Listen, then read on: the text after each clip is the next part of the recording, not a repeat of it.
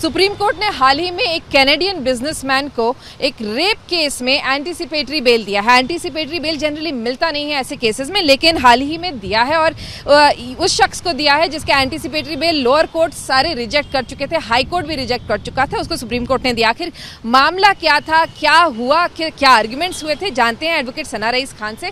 अब सना, exactly allegations क्या हैं, रेप के हैं और कब हुआ ये इंसिडेंट, क्या हुआ, पहले एलिगेशंस के बारे में। बिल्कुल, एलिगेशंस ये है कि मेरे क्लाइंट जो है वो मैरिड है ऑलरेडी। तो कंप्लेनेंट का ये कहना था कि शुरुआत से छुपाया गया, मेरे क्लाइंट ने छुपाया कि वो शादीशुदा है एंड बेसिस दैट वो कहीं ना कहीं चीटेड फील हुई। और फिर उनका ये भी कहना था कि काफ़ी बारी ज़बरदस्ती उनके साथ सेक्सुअल इंटरकॉर्स हुआ है। ये सब एलिगेशंस थे, मगर पहले कोई कंप्लेंट नहीं थी उनकी। अचानक से काफ़ी महीने बाद, कुछ 7 से 8 महीने के बाद उन्होंने FIR रजिस्टर करी है। और फिर ये भी एलिगेशन तो ये भी था कि मेरे क्लाइंट ने उनके कुछ इंटीमेट वीडियोस है जो कंप्लेनेंट, जो एक डिवोर्सी है और उनके भी बच्चे हैं, उनके बच्चे के फ़ोन पे भेजी, ऐसे एलिगेशंस थे। बिल्कुल, तो ये काफ़ी गंभीर आरोप है। मतलब कि शादीशुदा इंसान था, पोर्ट्रे कर रहा था कि उसकी शादी नहीं हुई थी, बैचलर है और उसने रिश्ता एस्टैब्लिश किया था और मैरिज का वादा भी किया था। तो आपके आर्ग्यूमेंट्स क्या थे एंटीसिपेटरी, क्योंकि जनरली हमने देखा है क्योंकि विदेशी है जो एक्यूज, तो चांसेस ऑफ ये फ्लाइट रिस्क हमेशा से रहता है। तो आपने अदालत में क्या आर्ग्यूमेंट्स दिए थे जो कोर्ट कन्विंस हो गया? मैंने तो सबसे पहले बताया कि पहले तो जो इतने लंबे समय का डिले है, 7 महीने से अगर उनका रिलेशनशिप चल रहा है, उसके इतने महीनों के बाद आने के बाद फिर वो FIR रजिस्टर करती हैं। जो इनका इंट्रोडक्शन कराया था वो मेरे ही क्लाइंट की जो वाइफ है उन्हीं के भाई ने कराया था। तो if brother in law is introducing my client, तो एब्सोल्युटली ये जो उनका एक कंटेंशन है, उनको उनकी शादी के बारे में बिल्कुल पता ही नहीं था शुरुआत से। वो कहीं ना कहीं दैट एलिगेशन फॉल्स फ्लैट। उनको शुरुआत से सब कुछ पता था। वो खुद भी उनके भी बच्चे हैं जो कंप्लेनेंट है, और मेरे क्लाइंट की भी ऑफकोर्स शादी हो चुकी थी, बट ये कहीं ना कहीं कंसेंशुअल था। उनको पता था आपसी एक दूसरे के जो मैरिटल स्टेटस थे वो भी जानती थी।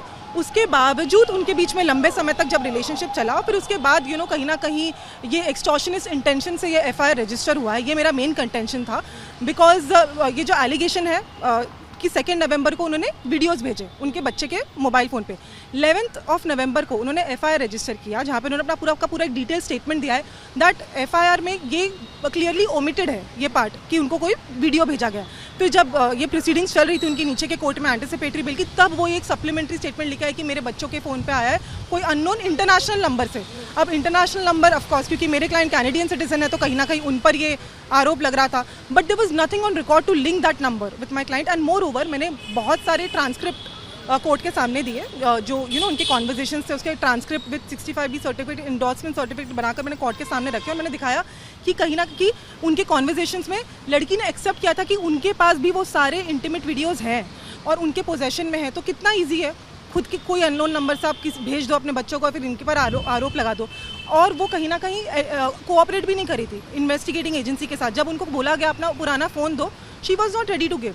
सो this is a classic case of relationship turning sour. And then आप कोर्ट को, अदालत को बीच में लेके आओ, आप क्रिमिनल लॉ को एक वेपन बनाकर हरास करो, तो ये abuse of process of law है। वही मैंने कोर्ट के सामने बताया। अदालत ने क्या ऑब्जर्वेशंस दिए थे इस पूरे मामले में जब खासतौर से एंटीसिपेटरी बेल दिया? तो हाँ, बिल्कुल, अदालत ने ये भी स्पेसिफिकली नोट डाउन किया है कि ये सारे जो एलिगेशंस है वो कहीं ना कहीं अनवेरीफाइड रहे हैं। उनको कहीं कुछ कोरॉबरेट करने के लिए वो साबित नहीं कर पा रही हैं। तो ये स्टेज पे उन्होंने ये कहा है कोर्ट ने कि वो मॉरली कंडेम नहीं किया जा सकता ऐसे एलिगेशंस पर, और कंसेंशुअल नेचर तो कहीं ना कहीं दिख ही रहा है। तो इसीलिए उसके लिए उनकी कस्टोडियल इंटरोगेशन की क्या ज़रूरत है।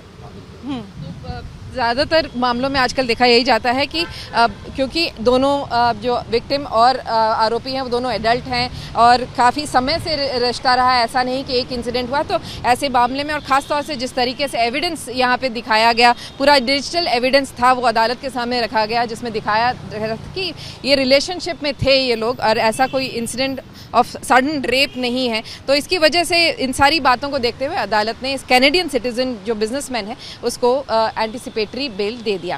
कैमरामैन किरण सपकाल के साथ विद्या, मुंबई आज तक।